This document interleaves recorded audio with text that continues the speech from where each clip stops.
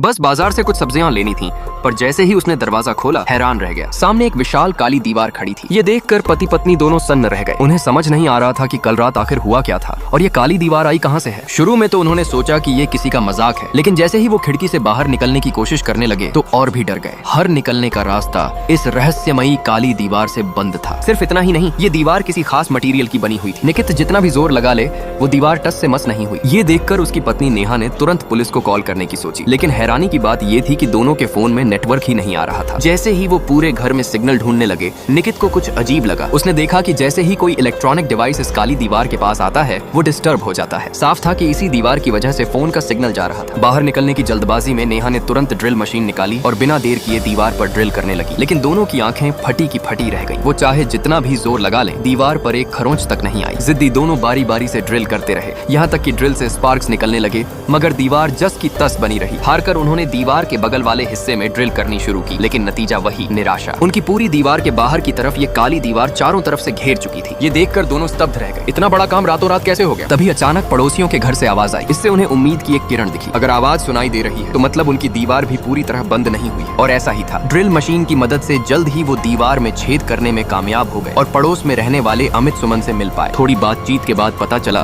कि वो भी इसी काली दीवार में फंसे हुए हैं। किसी को समझ नहीं आ रहा था कि ये दीवार आई कहां से है और इसके पीछे की मंशा क्या है। सबसे बुरा तब हुआ